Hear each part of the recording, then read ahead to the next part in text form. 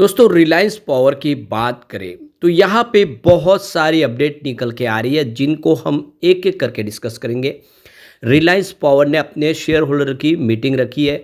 Share holder को voting right का इस्तेमाल करने के लिए यहाँ पे मौका दिया जा रहा है।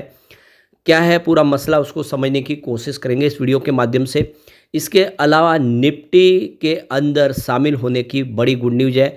निफ्टी मिड कैप 400 के अंदर शामिल हो रहा है रिलायंस पावर, और निफ्टी स्मॉल कैप 100 में भी शामिल हो रहा है। तो देख सकते हो कि निफ्टी का हिस्सा बनेगा अब रिलायंस पावर। अपने मार्केट कैप के हिसाब से उसने ये जगह बनाई है। और सबसे जो बड़ी बात है कि रिलायंस पावर इस समय पावर सेक्टर की एक मजबूत कंपनी है। कंपनी आने वाले समय बैटरी स्टोरेज और दूसरे और प्रोजेक्ट की तरफ आगे बढ़ती हुई दिखाई दे रही है, यानी अपना पोर्टफोलियो और बढ़ा रही है कंपनी। और कंपनी को पूरी तरह से डेट फ्री कर दिया गया है। यहाँ पे पावर सेक्टर से संबंधित कुछ अपडेट है जिसको इस वीडियो के माध्यम से डिस्कस करेंगे। साथ में यहाँ पे हमारे पावर मिनिस्टर मनोहर लाल खट्टर की तरफ से एक बड़ा बयान दिया गया, उसके क्या मायने हैं उसको भी समझने की कोशिश करेंगे इस वीडियो के माध्यम से। लेकिन फ्रेंड्स उससे पहले अगर आप पहली बार हमारे चैनल पे आए तो चैनल को सब्सक्राइब कर दीजिए, एक बेल आइकॉन दबा दीजिए ताकि जब भी नया वीडियो बने पहला नोटिफिकेशन आपको मिले। वीडियो पसंद आए तो लाइक से जरूर कीजिए। चलो फ्रेंड्स वीडियो स्टार्ट करते हैं। मैं हूँ आपका दोस्त एस.बी. दवे और हमारे अपने चैनल ऑनलाइन कमाई में आपका बहुत बहुत स्वागत है। तो सबसे पहले फ्राइडे के कारोबार की बात कर ले तो 37.64 पर क्लोजिंग थी, जहाँ पे 1.36% की गिरावट देखने को मिली। अब फ्राइडे को बाजार में गिरावट थी काफ़ी बड़ी, और एफआई की बिकवाली लगातार जारी है। उसका असर यहाँ पे रिलायंस पावर में भी हमें निगेटिव तरीके से देखने को मिला, क्योंकि एफआई इस समय बाजार से काफ़ी तेज़ी से पैसे निकाल रहे, उसका असर बिल्कुल यहाँ पे हो रहा है। अब यहाँ पे जो बड़ी अपडेट निकल के आ रही है, रिलायंस पावर ने एक्सचेंज को जानकारी दी है कि उन्होंने पेपर के अंदर एडवर्टाइजमेंट दी है अपने पोस्टल बैलेट के लिए। जो यहाँ पे मीटिंग रखी गई है शेयर होल्डर की 21 फरवरी 2025 को, इसकी आप देखें तो कंपनी ने इसका फैसला किया है। और यहाँ पे देख सकते हो कि 22 फरवरी को यहाँ पे न्यूज़पेपर के अंदर कल यानी पब्लिकेशन किया गया, जिसमें आप देखें तो फाइनेंशियल एक्सप्रेस इंग्लिश पेपर के अंदर ई वोटिंग इन्फॉर्मेशन दी गई है कि कब वोटिंग होगी और कौन कौन इसके लिए एलिजिबल है और क्या क्या प्रस्ताव है जो पास किए जाएंगे इस वोटिंग के दरमियान, सारी जानकारी दी गई है। तो के फिनटेक जो इनके शेयर ट्रांसफ़र एजेंट है और रजिस्ट्रार है, जो इस वोटिंग राइट को आपके लिए जो है तैयार करेंगे, उसके लिए सारी की सारी जिम्मेदारी वो निभाएंगे। और यहाँ पे जो भी प्रस्ताव होंगे उसकी रजामंदी ली जाएगी। यहाँ पे जितने भी शेयर होल्डर हैं उनकी मेल पे ये ऑलरेडी उसके सारे के सारी जो डिटेल जानकारी चली गई है और किस तरह से वोट करना है उसकी जानकारी उनको शेयर कर दी गई है।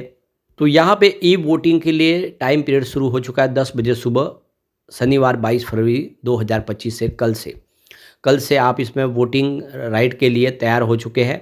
और ये अब संडे 23 मार्च 2025 को शाम को 5 बजे तक चलेगा।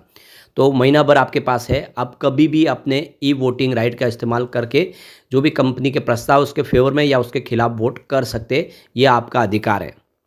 अगर आप फिजिकल पोस्टल बैलेट के माध्यम से वोट करना चाहते हैं तो आप वो भी कर सकते हैं। संडे 5 बजे शाम को 23 मार्च के पहले पहले आपको इसके लिए वोटिंग करनी होगी।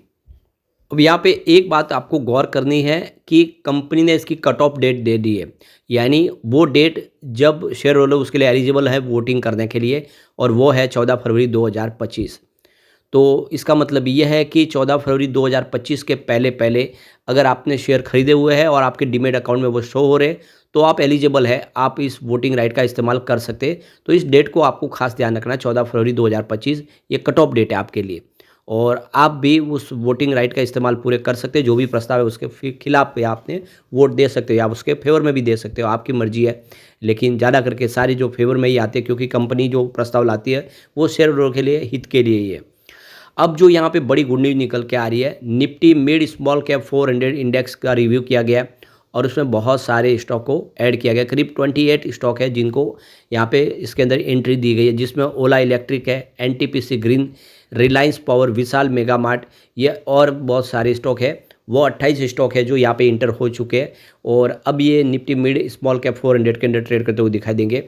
तो ये क्लियरली देख सकते हो 28 मार्च 2025 से आप देख सकते हो कि यह इसका हिस्सा बनेंगे और ट्रेड होने शुरू होंगे। तो ये क्लियरली देखो इस बार Nifty 50, Nifty next 50, Nifty small cap 400 इन सब के अंदर बदलाव किया गया है और ये जो भी कंपनियाँ उसमें शामिल हुई है वो आने वाले समय इसमें ट्रेड करते हुए दिखा देगी, जिसमें रिलायंस पावर शामिल है। इसके अलावा रिलायंस पावर को यहाँ पे देख सकते हो कि 20 स्टॉक के साथ में मिला के निफ्टी स्मॉल कैप 100 के अंदर भी शामिल किया गया है।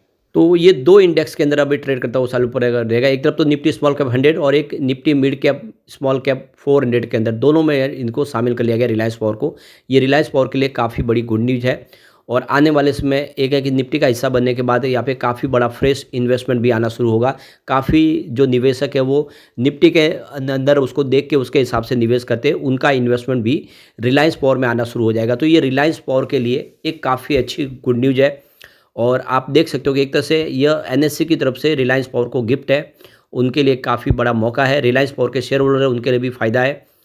एक जो और अपडेट ये निकल के आ रही है कि यहाँ पे जो पावर सेक्टर में डिमांड है जो लगातार बढ़ रही है, इलेक्ट्रिसिटी कंजम्पशन लगातार बढ़ रहा है। तो यहाँ पे जो प्रेडिक्शन किया गया है कि 2025 तक समर सीजन में अगर आप देखें तो 270 गीगावाट तक की कैपेसिटी टच हो सकती है, उसको यूज़ किया जा सकता है। तो उसकी तैयारी कर ली गई है। थर्मल पावर प्लांट को फुल कैपेसिटी के साथ रन करना शुरू किया, 24 घंटे बिजली का निर्माण हो रहा है और दूसरे भी सोलर सेक्टर हो या फिर विंड सेक्टर, उनको भी पूरी तरह से कमर कसने को बोला गया है। तो 270 गीगावाट तक इस बार पीक डिमांड हो सकती है, उसको मैच करने के लिए यहाँ पे पूरी तैयारी कर ली है, कोई चिंता की बात नहीं है। और यहाँ पे इंडिया ने अपने अंदाज़ा लगाया है कि जो पावर जनरेशन कैपेसिटी और 2030 तक 777 गीगावाट को टच कर सकती है, जिसमें 500 गीगावाट का जो सबसे बड़ा योगदान है वो क्लीन एनर्जी का होगा, जिसमें सोलर है, विंड एनर्जी है, हाइड्रो इलेक्ट्रिक पावर प्लांट की एनर्जी या फिर न्यूक्लियर एनर्जी, वो सारे मिलके 500 गीगावाट का रोल प्ले करते हुए दिखाई देंगे। और 277 गीगावाट है वो फॉसिल फ्यूल्स के माध्यम से होगी, जिसमें कोल बेस्ड पावर प्लांट है और गैस प्लांट है। तो ये क्लियरली यहाँ पे सिग्नल है कि सरकार अब पूरी तरह से तैयारी कर ली गई है और इंडिया की जो इकोनॉमिक ग्रोथ के लिए बहुत ज़्यादा ज़रूरी है। अब यहाँ पे एक जो और बड़ी अपडेट निकल के आ रही है, हमारे यूनियन मिनिस्टर मनोहर लाल खट्टर की तरफ से काफ़ी बड़ा बयान निकल कर आया है। इंडिया 2030 तक 800 गीगावाट की कैपेसिटी को अचीव करना चाहता है और इसमें 50% का जो रोल है वो रिन्यूएबल एनर्जी का होना चाहिए, यानी मोर देन 50%, यानी 500 गीगावाट की ऐसे तो टारगेट रखा गया है और बाकी का जो होगा वो फॉसिल फ्यूल्स के माध्यम से होगा। तो आने वाले 2027 तक इंडिया विश्व की तीसरी सबसे बड़ी इकोनॉमी बनने जा रहा है, यह बिल्कुल फिक्स है, ये इसको हमने मान लिया है। और 2047 तक डेवलपर नेशन बन जाएगा, हमारा डेवलप नेशन बन जाएगा। जो अभी हम डेवलपिंग कंट्रीज है, यह 2047 तक हम डेवलपर हो जाएंगे। तो इसकी पूरी की पूरी रूपरेखा भी तैयार कर दी गई है। ये यूनियन मिनिस्टर हमारे मनोहर लाल खट्टर की तरफ से शनिवार को लेटेस्ट बयान निकला है, जो देख सकते हो कि उन्होंने कहा है कि हम पूरी तरह से तैयार हैं और इंडिया की इकोनॉमिक ग्रोथ के लिए पावर सेक्टर सबसे ज़्यादा ज़रूरी है। तो हम क्लीन एनर्जी को प्रमोट कर रहे हैं, इसके अलावा ग्रिड के मॉडर्नाइजेशन के ऊपर काम कर रहे हैं और ट्रांसमिशन नेटवर्क को मजबूत कर रहे हैं। और ये देख सकते हो कि ये पूरी तरह से ठान लिया गया है कि 2030 तक 500 गीगावाट की क्लीन एनर्जी की कैपेसिटी को हमें पाना है, यह मनोहर लाल खट्टर का कहना है। जो ये देख सकते हो कि इंडिया एक्सपो मार्ट का जो एक बड़ा एक जो है इवेंट हो रहा है नोएडा के अंदर, उस दौरान उन्होंने ये अपना बयान रखा है। तो कुल मिला के सरकार अपनी तरफ से कमर कस चुकी है और इस सेक्टर से संबंधित कंपनियों को बड़ा बेनिफिट मिल सकता है। सरकार ने एक और बड़ा फैसला किया कि अब जो सोलर और विंड प्रोजेक्ट जो करते हैं उनके बाजू में वहीं पर बैटरी स्टोरेज का भी प्रोजेक्ट साथ में कंप्लीट करें, जिससे वेस्ट न जो एनर्जी। और ये इसका प्लस पॉइंट देख सकते हो रिलायंस पावर के लिए, क्योंकि रिलायंस पावर ने already solar energy corporation of India का जो देख सकते हो कि मिक्स प्रोजेक्ट है, जिसमें सोलर और बैटरी एनर्जी स्टोरेज का जीत लिया है, यानी कंपनी अब एनर्जी स्टोरेज भी साथ में शुरू कर देगी। तो ये बहुत बड़ी गुड न्यूज़ है और ये इशारा है कि आने वाले समय रिलायंस पावर बेहतर करता हुआ दिखाई दे सकता है और ऐसे में हमें इसमें काफ़ी ज़्यादा संभावना पॉजिटिव दिखाई दे रही है। लेकिन फ्रेंड्स, कोई भी इन्वेस्टमेंट करने से पहले अपने फाइनेंशियल एडवाइजर से एडवाइस ले ले या अपना खुद का रिसर्च करें, क्योंकि मैंने वीडियो आपके एजुकेशनल पर्पज़ के लिए ही बनाया। वीडियो पसंद आए तो लाइक से जरूर कीजिए और चैनल को सब्सक्राइब कर दीजिए। Thank you friends.